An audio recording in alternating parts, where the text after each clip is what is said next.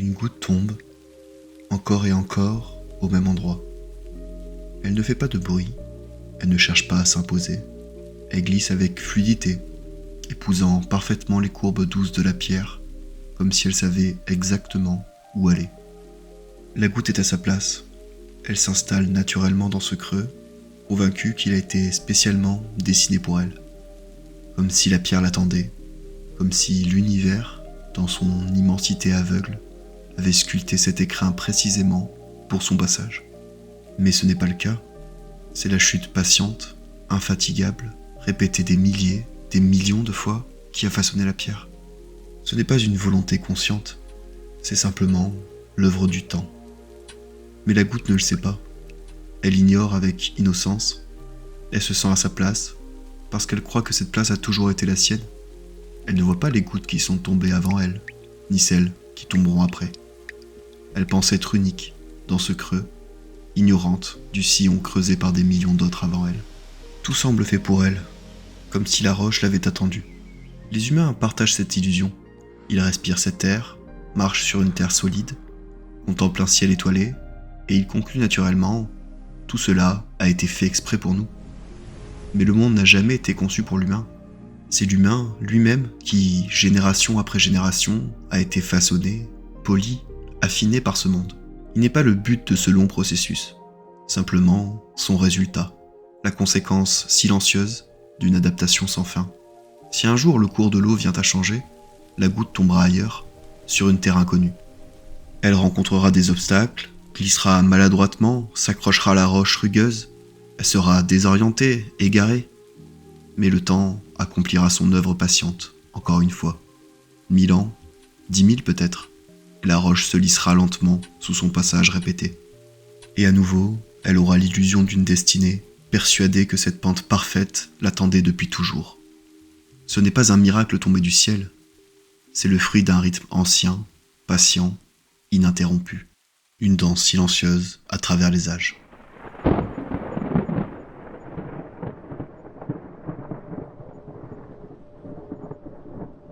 Mais la goutte ne s'arrête pas là. Une fois qu'elle a glissé, une fois qu'elle a façonné son passage, elle continue. Elle rejoint d'autres gouttes, elle devient ruisseau, puis fleuve. Elle s'évapore puis retombe, parfois traverse une feuille, parfois devient un poisson, une larme ou du sang. Peut-être même le tien. Ce que tu bois aujourd'hui, l'air que tu respires, ce qui circule en toi a peut-être déjà parcouru le monde, creusé des montagnes, caressé les profondeurs d'un océan oublié, ou nourri des vies que tu ne connaîtras jamais. Peut-être existais-tu bien avant ta naissance, dispersé, diffus, sous d'autres formes, flottant dans la légèreté du vent, captif dans la glace, ou perdu quelque part entre ciel et terre. Avant d'avoir un visage, une voix, une mémoire, tu étais déjà en mouvement, déjà promesse de vie au cœur du grand cycle de la matière. Et peut-être n'as-tu jamais vraiment cessé de l'être. Deux possibilités se dessinent, comme deux courants qui se croisent sans jamais vraiment se confondre. L'une dit que Dieu a tout imaginé, que tout ce qui existe, jusqu'à la moindre goutte, répond à une intention. L'autre murmure que le miracle, ce n'est pas le plan, mais le mouvement lui-même, que rien ne s'immobilise, rien ne disparaît, tout se transforme lentement, comme si l'univers dansait sans jamais s'arrêter. Et si le divin n'était pas une entité à l'origine du monde, mais le processus lui-même, le mouvement, la répétition, la lente tendresse du contact entre la matière et le temps. Pourtant, certains ressentent encore le besoin d'ajouter quelque chose, une histoire qui explique tout, ou qui complique tout, une intention cachée derrière chaque pierre, un but derrière chaque souffle de vie, des récits sacrés, des lois secrètes, des épreuves imposées par une force supérieure. Je n'ai jamais partagé ce besoin, pas quand je suis assis au bord d'une rivière, pas quand je regarde l'eau glisser, emporter la lumière, nourrir la terre, pas quand je sens que tout est là, déjà, sans que j'aie besoin d'y ajouter le moindre récit. Les religions, je les ai toujours trouvées auto-centrées, je sais, le mot est moche. Mais ce que je veux dire, c'est que tout tourne autour de l'humain, de sa faute, sa rédemption, sa vérité, comme si l'univers entier n'était qu'un théâtre pour notre seul salut personnel. Mais nous ne sommes pas le centre, pas même une exception. Nous sommes des passagers minuscules sur une planète moyenne, tournant autour d'une étoile banale, dans une galaxie parmi des milliards d'autres, dans un univers qui se dilate sans fin, sans but. Et malgré cela, nous écrivons des récits dans lesquels nous tenons le premier rôle, les cœurs battants d'un monde écrit pour nous, comme des enfants tenant un bâton et s'imaginant une épée, touchant dans notre innocence, mais aveugles à l'immensité qui nous entoure. Alors, pour que le décor corresponde au jeu, nous avons fait taire tout ce qui ne nous ressemblait pas, comme si tout ce qui n'était pas nous devait se contenter de jouer les figurants. Chaque animal, chaque plante, chaque pierre, réduite au décor, privée de voix, privée de rôle. Pourtant, tout est connecté, tout participe à l'ensemble d'une manière ou d'une autre. Chaque particule, aussi infime soit-elle, joue un rôle. Hiérarchiser le vivant, ce n'est pas comprendre le vivant. Placer Dieu au-dessus de l'homme, l'homme au-dessus de l'animal au-dessus de la pierre, c'est oublier que tout participe au même déroulement, à la même danse infinie. Car il n'y a ni haut ni bas, seulement un enchevêtrement complexe où chaque existence trouve sa nécessité. Si Dieu existe, il n'est pas un guide invisible qui intervient, il est l'impulsion première, le souffle initial, non pas une main qui corrige, mais l'architecte du rythme.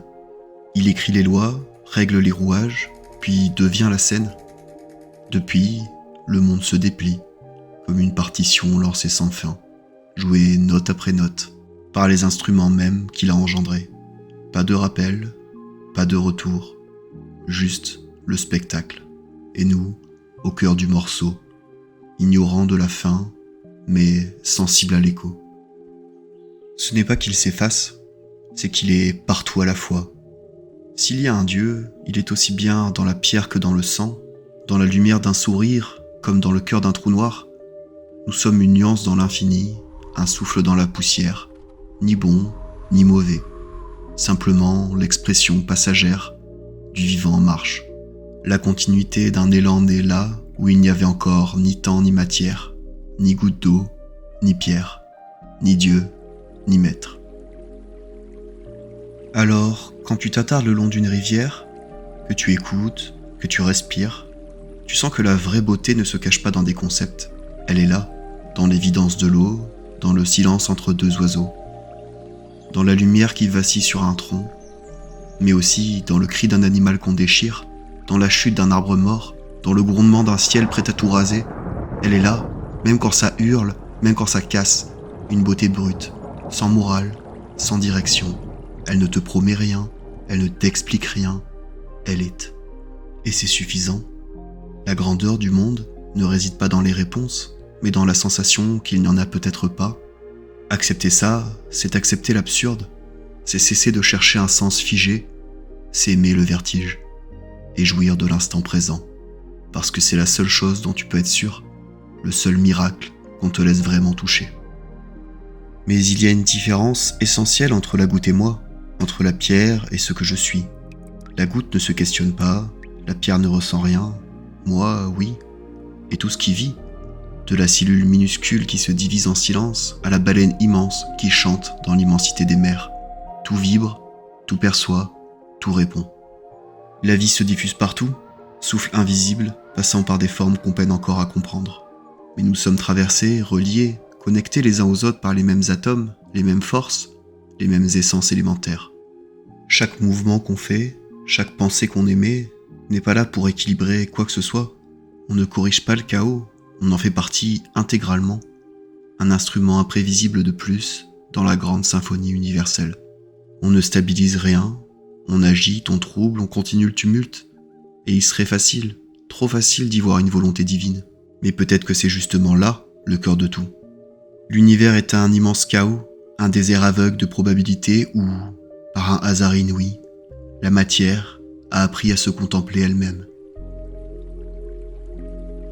Et quand je regarde mon reflet dans la rivière, je me dis, peut-être que ce n'est pas moi que je regarde, peut-être que c'est l'univers qui s'observe, un instant, à travers mes yeux.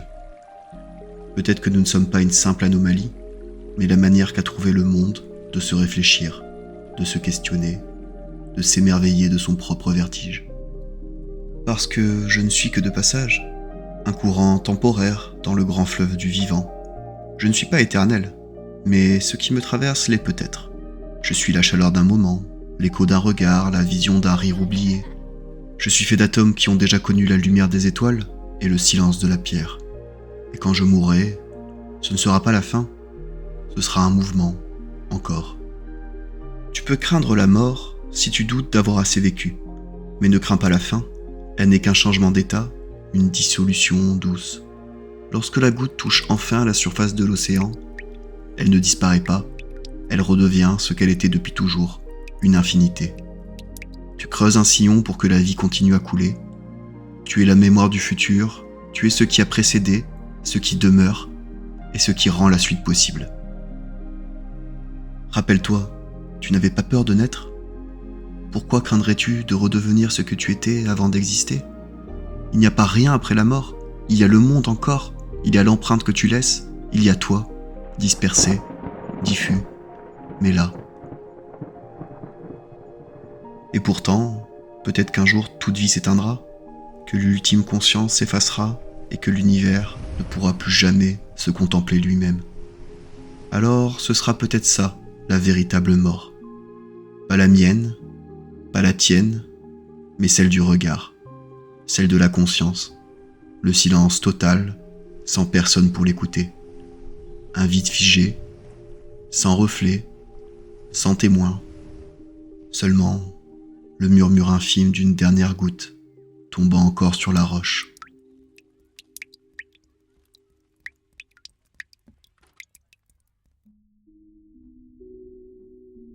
Déjà, merci de m'avoir écouté. Si ça vous a parlé ou même juste intrigué, n'oubliez pas de laisser un like, de vous abonner. Et surtout de commenter si vous avez quelque chose à dire. Ça me ferait vraiment plaisir de vous lire. J'ai voulu tester quelque chose de plus intime, de plus libre aussi. Parce que souvent on réduit les athées ou les déistes à une vision froide, coupée de toute beauté. Mais je crois l'inverse. On peut ne pas croire et pourtant ressentir profondément le vertige, l'émerveillement. Je vais continuer à expérimenter, à m'exprimer, à m'abuser. Sans trop me prendre la tête. Juste pour le plaisir de créer, de penser à voix haute, quoi. Alors n'oubliez pas, Chronos poursuit sa chute, Gaïa ne proteste plus. Bienvenue dans Dialectique Noire.